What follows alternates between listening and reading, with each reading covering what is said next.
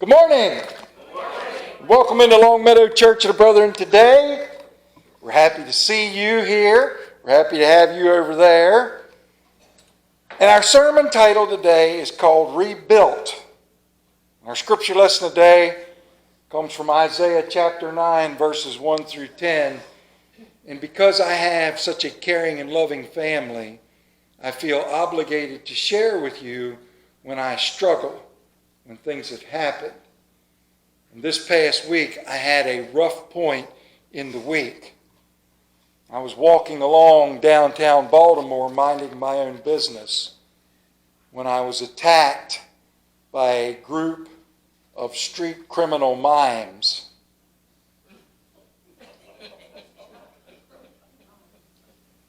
They snuck up on me and did unspeakable things to me. I'm going to let that one sink in. Randy got it. Some of you on the other side will.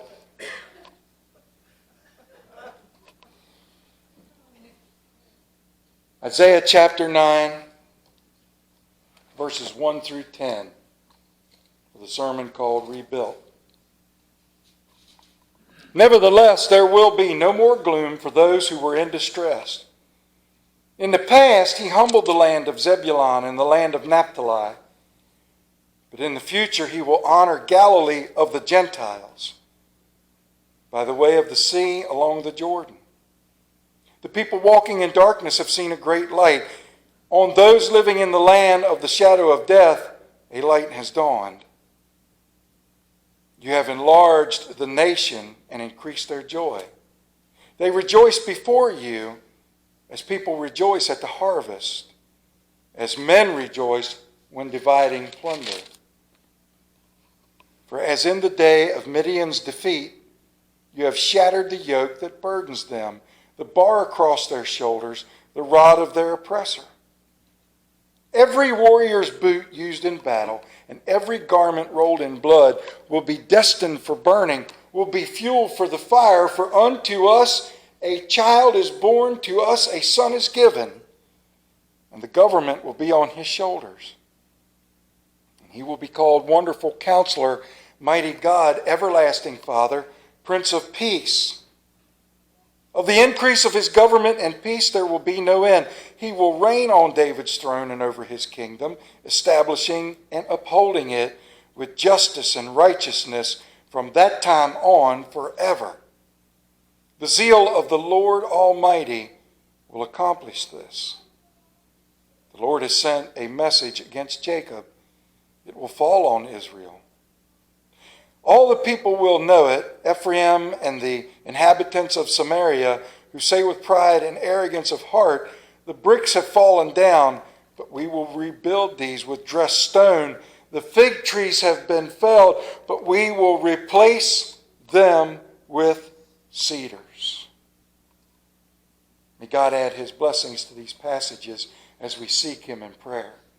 Let us pray. Heavenly Father, we thank you. We ask that you would bless these words and strengthen us accordingly as we seek you out in them. Let these thoughts and meditations be from you to us. Let us hear these words and use them in the week to come, and let us use them as the guide that Jesus loves us. This we know. We ask, Father, that you would help us along, that you would open our hearts into this. In the name of Jesus we pray. And all of his children said, Amen.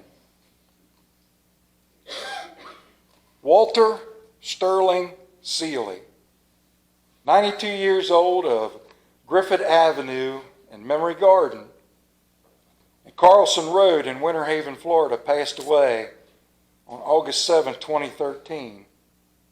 He was born August 24, 1920 in Jamestown, Pennsylvania, the son of the late Earl and Helen.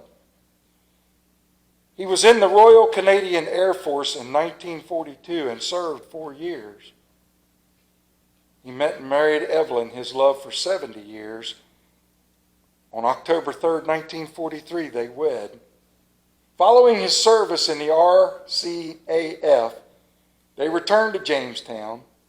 By 1950, Walt had established Walt's Car Exchange on Washington Street, where he sold new and used automobiles.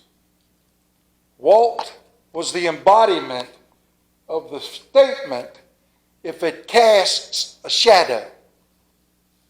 Now, by the look on your faces, and I can't tell on the other side of the camera, you are now locked into, where's he going today? Now, if you have been a faithful attendee of Longmeadow Church of the Brethren, or you've just shown up from time to time, or you've been a listener on the audio files that have been on our webpage forever and a day, and now thanks to YouTube, if you have been a faithful watcher, and according to what I'm given to understand, I can tell who's watching the sermons and who is not, and people that are supposed to be, if you're not, I'm going to call you this week. I don't really know if that's true. If you have ever met me, or been around me, or know anything about me at all, then you know I come from a very long line of lovers of restored steam engines. We all know about Miss Penelope. Tractors, trucks, motorcycles, old cars, whatever might be sitting in a fence row to capture the attention of farm equipment and old iron lovers around the world is where I am bred from. Where the saying amongst the family of believers or obsessed that anything can be restored, the saying goes, if it casts a shadow, it can be rebuilt.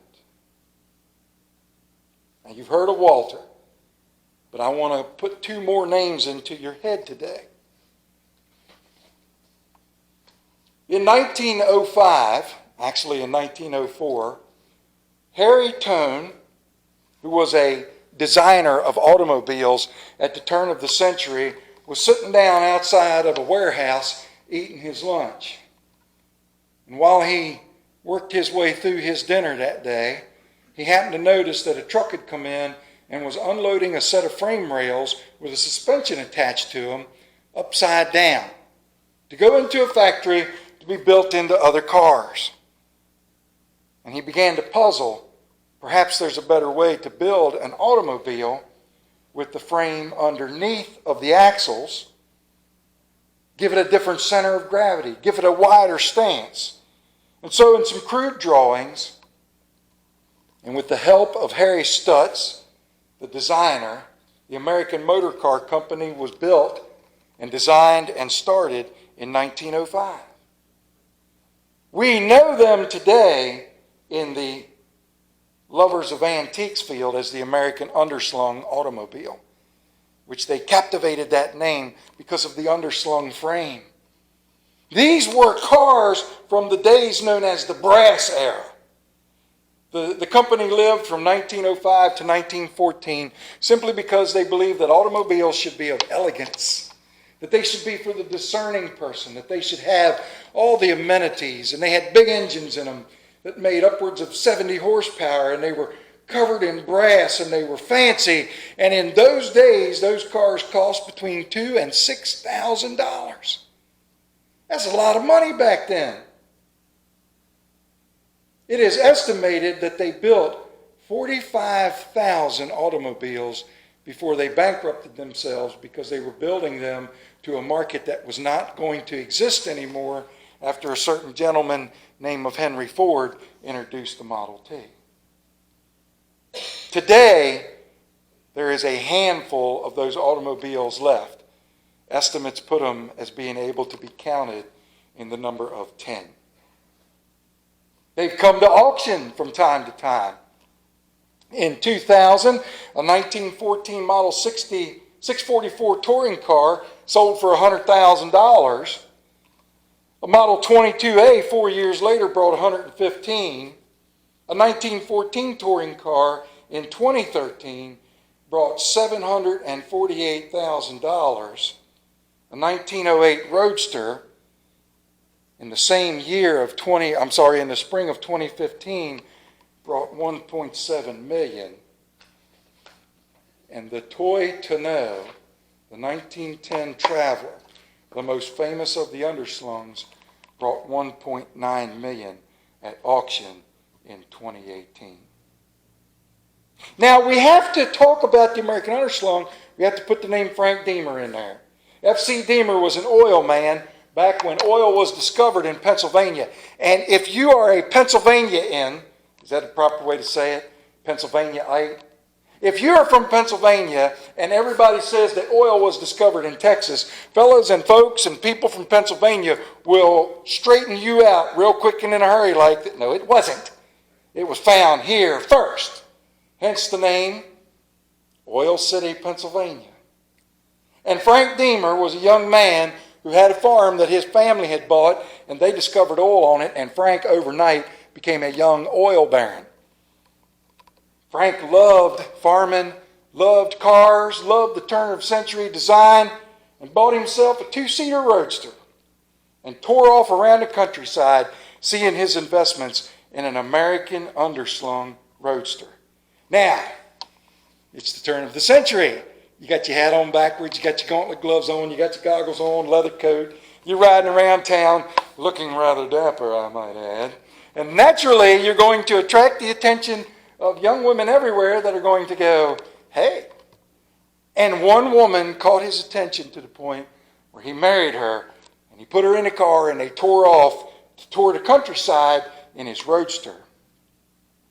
They had a good time, but one evening on their honeymoon in 1908, he pulled into a place for the night and asked to put it in a barn, and the man said, sure, because you didn't leave those kind of cars set out on the road. And the barn caught fire and burnt to the ground that night and burned up F.C.'s roadster. F.C. and his bride on their honeymoon said, well, we just love that car so much, let's just go get another one. And they jumped on board a train and they took off to Indianapolis, Indiana, to the American Underslung or the American Motor Car Company, and they watched them build another roadster. And Frank fell so much in love with them, he wrote them a check and said, every year that a new design comes out, give me the first one off the line, put it on a train and send it to me. So much was he in love with them, and so much was Frank, a man after my own heart, that they traveled back after they picked up their roadster, stopped into the barn, had the car that was burned up loaded on a flat car and sent home where it would be lovingly put away because he didn't want to see it picked off for parts. And so time progresses. Frank passed away. In the 1960s, Walt Seeley began to hear about an American underslung roadster sitting in a building not too far from him, and he became intrigued. And so thus he went. And he went to the family and he talked to them. And after hearing about it, after doing his own restoration work, he wandered up there and, for lack of a better way to put it, found King Tut's tomb when the family said, well, we know who you are, Mr. Seeley. We'd love to show you the car. And the caretaker took him into a building where Walt saw for the first time the 1910 Traveler toy tonneau. And they said, well, that ain't the only one. They showed him a second one and a third one. And they took him upstairs and showed him the burnt up one. I read an article where Walt said the tears couldn't stay from his eyes when he turned to the family with that look. And the family said, Walt, no, they're not for sale. But if you restore these three, we'll let you pick one of the four to keep as your own. And so for the next 17 years, Walt restored these underslungs. And in 1968, delivered the first one to the famous Hershey Auto Show. These cars were in such bad shape, they had been turned into pickups, beaters. The engine out of the burn-up one had become a power unit for an oil pump and been let run out of oil till it seized up. He had to fabricate gears and levers and controls. He had to make up his own body work. And yet he did it. One engine he wrote took 5 years to get it back to running. But in 1968, the rebuilt cars showed up. Now let's flash forward and put another name in your head. Paul Leatherman III. When I was a young man, my dad would get magazines about cars, and he would get done reading them, and he would pass them down to me, and I would read them magazines, and we'd go to shows, and there'd be a box full of magazines, and I'd grab one because I was determined to become the leader of the Leathermans to find the ultimate find. I still am looking for that, by the way. But in one of the articles in one of the magazines from the American Automobile Club of America was Walt Seeley's story written in 1979. And I read it and reread it and read it and reread it and was captivated by it. So much so that in 1984, my father and another man took me and my best friend in high school, who was a car nut, an antique tractor nut, and we went to the Hershey show. And on the way up there, I had been reading some articles, and that book was in the car, and as we were allowed to tear loose, we walked down a row. There sat the toy 1910 Tonneau Traveler that Walt Seeley had restored. I ran back to the car. I got the book out. I ran past my best friend in the whole wide world, about knocked him over. I ran up, now imagine that. I ran up to Walt Seeley, who was standing there talking to people. I went, Mr. Seeley, Mr. Seeley, Mr. Seeley, would you sign my book? And he stepped back like 10, 15, 20 feet and looked at me for a moment. And I said, my name is Paul Leatherman. I've read your story. I know this car. I'd like you to... And he said, oh, okay. And he walked over and he signed my book, which I still have. And I asked him, why? And Walt turned to a 14-year-old boy, 15, and said, climb up in the car and sit down, son, and I'll tell you.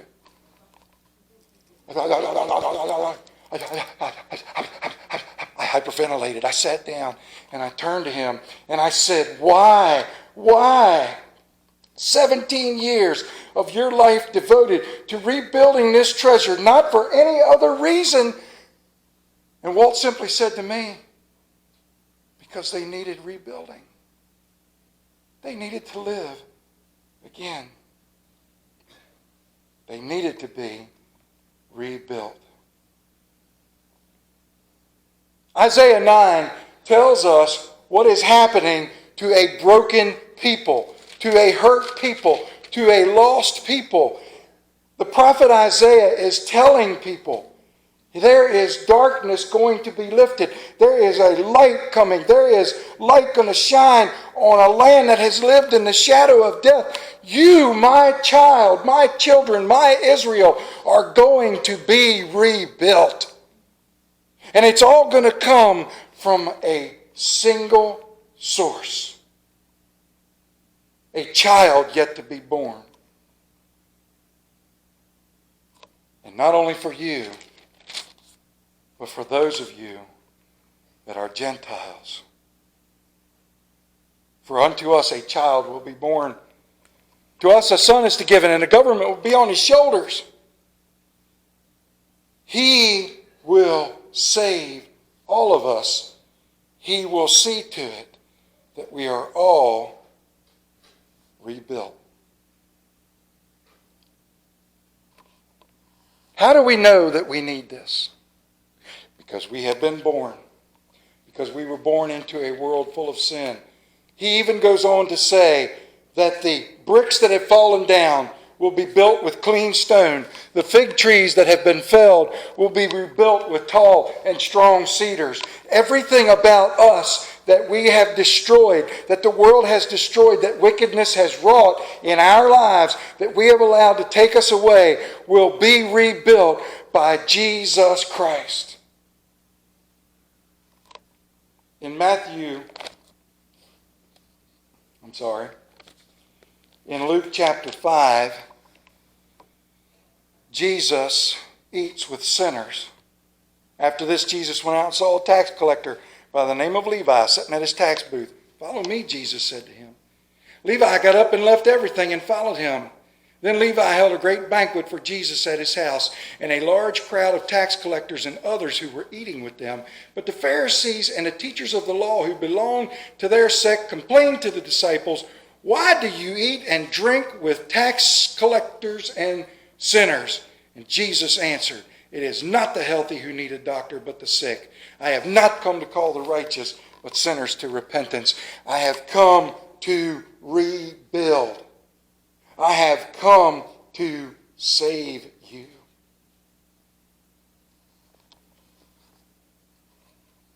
I've told the story of Thomas Edison and the young man in the shop working on the light. The young apprentice that was tasked with carrying a single bulb up the steps to the top of his office where it would be tested on the only electric socket in the building at that time.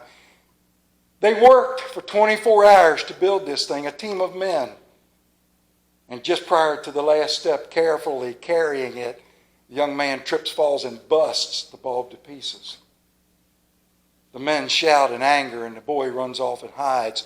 And they are just this close to testing that another 24 hours they build another bulb, and they all gather around it. And Thomas Edison says no. And goes and finds the young man sitting in a corner, shaking in tears and fears, and says, "Will you please do this for me and carry it up to where it will be lit so we may study it and see its light?" We have been broken like that. Edison showed that young man forgiveness. He rebuilt him. All of us have fell short of that. I don't deserve this. I have been broken. I do not need to understand anything further except that I'm alone. And yet Jesus Christ has come to you and said, "I don't care about who this was or who you are or what's back there. I care about what I'm looking at right now. And I'm willing to pay the price to see you be rebuilt." Walt Seeley gave up 20 years of his life to see 4 cars get rebuilt. Jesus, however, gave up much more. At the 6th hour, recorded in Mark 15, came over the whole land darkness until the 9th hour. And at the 9th hour, Jesus cried out in a loud voice, "Eloi, Eloi, lama sabachthani," which means, my God, why have you forsaken me?" In verse 37, and with that loud cry, Jesus breathed his last. He gave up everything he had in order that us, may come to know Jesus Christ, may come to be saved. And how do we know that he can rebuild? Matthew chapter 28, verse 2, there was a violent earthquake. For the angel of the Lord came down from heaven and going to the tomb, rolled back the stone and sat on it. His appearance was like lightning and his clothes white as snow. The guards were so afraid of him that they shook and became like dead men. The angel said to the women, "Do not be afraid, for I know that you are looking for Jesus who was crucified. He is not here. He has risen, just as he said. Come and see the place where he lay. Then go quickly and tell his disciples, he has risen from the dead and is going ahead of you into Galilee. There you will see him. Now I have told you." Our Savior, broken, rebuilt, to show us that no matter how far down we think we get, we are never so far down that the price he paid will not see to it that we are rebuilt. Rebuilt. And one day,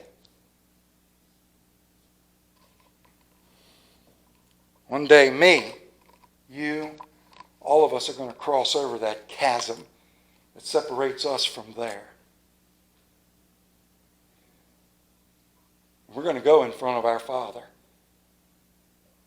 I've made this joke once or twice. I believe it to be so. I think that when I get there, afraid and alone, he's going to look down from his golden throne and go, "Paul Leatherman III, We've been waiting for you. And I believe he's going to lean up and go, can we get the file on Paul Leatherman? Yes, both trucks full. He's going to start reading. When he gets done, he's going to look at me and go, what do you deserve to be here? And Jesus is going to go, Dad, says here, I rebuilt him, so we'll keep him. And God is just simply going to go, come in. Well done, good and faithful servant. You have been rebuilt.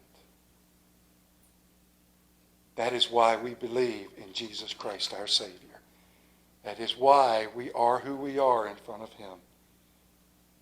We are worth the effort. We are worthy in his eyes. And the love that he has for us has been shown over and over again. And all started with his death and resurrection to show us what can be done and what will be done for those who believe in him. Those of us who will be rebuilt. Let us pray. Father, we thank you. We thank you, Father, that you love us so much that you would not let us go. That you gave us Jesus, your Son, that he would lift us up and that he would take us along, Father.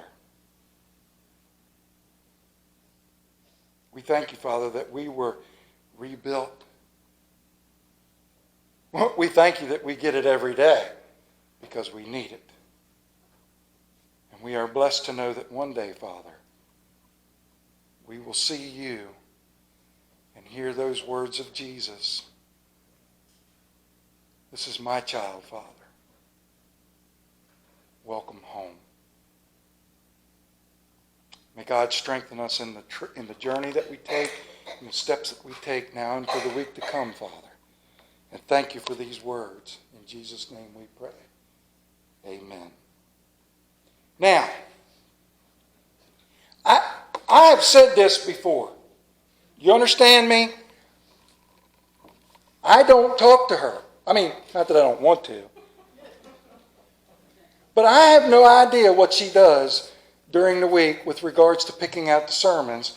And I wrote this. If you look at hymn number 489, you'll see that the hymn is Pass Me Not, which is something that I can't do when I see a fence row calling me out, something that needs to be built. Pass me not, O gentle Paul. The Savior passes us not because he knows we are worth saving.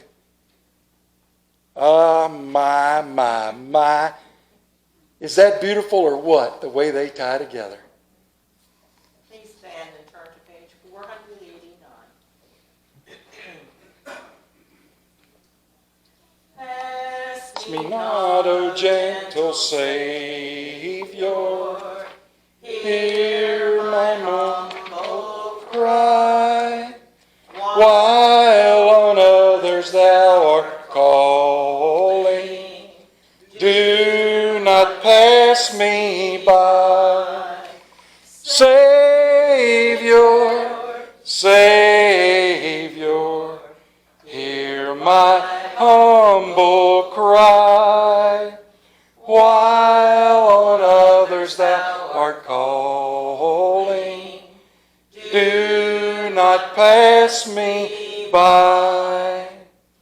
Let me at the throne of mercy find a sweet relief, kneeling there in deep contrition. Help my unbelief. Savior, Savior, hear my humble cry, while on others thou art calling. Do not pass me by. Trusting only in thy merit,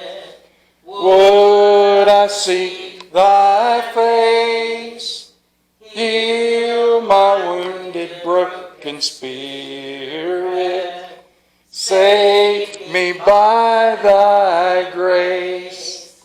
Savior, Savior, hear my humble cry. While on others thou art calling, do not pass me by. Thou, the spring of all my comfort, more than life to me.